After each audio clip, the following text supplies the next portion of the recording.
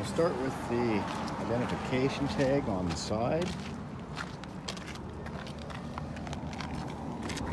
Here you'll find the manufacturer, date it was manufactured, your VIN number, tire sizes, gross weight. Below is the yellow, you have your cargo weights and your VIN number, and a tire chart at the bottom. Up front, your batteries are behind your propane tank. These aren't maintenance-free batteries. You may have to add water to them at some point. If you're not going to be using your unit for a long time, I would disconnect it. There is a bit of a power drain coming from certain things inside. And for winter storage, I would put it somewhere warm. You have a 20-pound propane tank in front of your battery. Just a little cover over top. You can just reach in and turn the valve.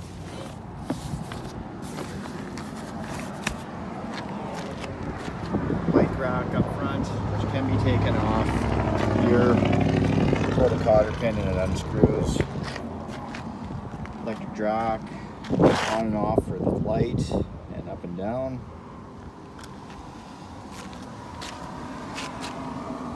Your plug-in for your truck here. Your breakaway cable under here. One thing to note with these, if your battery's hooked up and if this key gets pulled out, it does activate your brakes. And if it's left like that, it can do damage to your brakes and it will drain your battery. So just kind of keep an eye, make sure that stays on in there.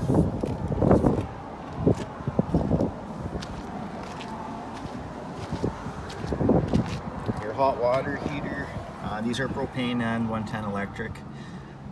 All the controls are on the inside. The only thing you need to know here is your plug for your drain, and that's very important for when you go to winterize. You got to make sure that's drained. You have a city water connect here. If you're at a campground that has water right provided to you at your campsite, you can hook up the garden hose directly into there and you're good to go. Your freshwater fill for your inboard tank. There is your drain for your freshwater.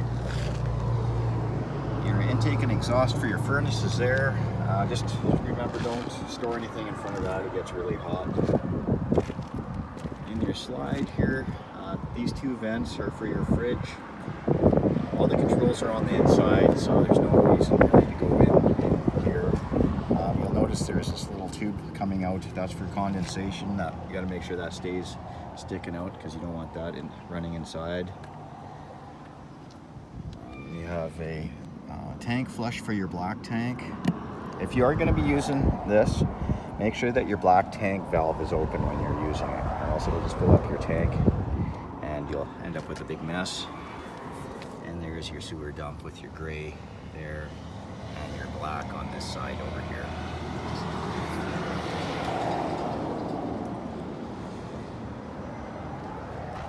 Plug in for your short cord to 30 amp. You have your satellite cable input, coax cable input, and a shower, outside shower with hot and cold. Your stabilizer jacks on all four corners. Just to note with these, they're not meant for leveling. They're meant for stabilizing. So after you get your units leveled, you'll crank these down just enough to put pressure on the ground so you don't have any rocking motion inside. If you do try to put too much pressure on them, they will bend. They're not heavy duty enough to start lifting your camper with. Sewer hose is in the back bumper. Spare tire at the back. These are pre-wired for a backup camera. If you ever decide you want to go that way, they're super easy to hook up, so something to consider for later. Propane. There's a quick connect valve for propane at the back. If you ever decide you want to hook up a barbecue back here, you just have to get the hose and you could go tie in right there. Little cubby compartment there. Electric awning. Entrance door. on your wheels, these little covers pop off. There is grease nipples in behind, so you can grease your wheel bearings. Not a bad idea to do once in a while, but if you do put on a lot of miles, I do recommend getting your wheel bearings repacked. A couple outside speakers.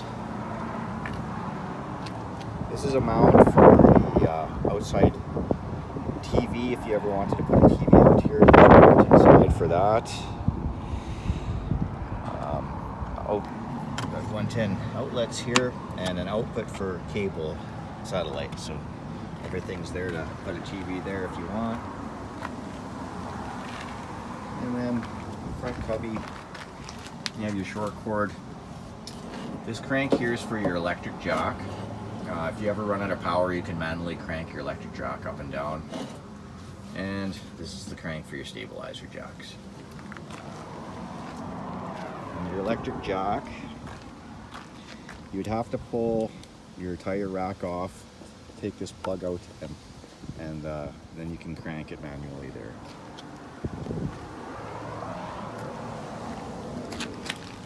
There's also on and off switch there, which turns on your front cap lights. So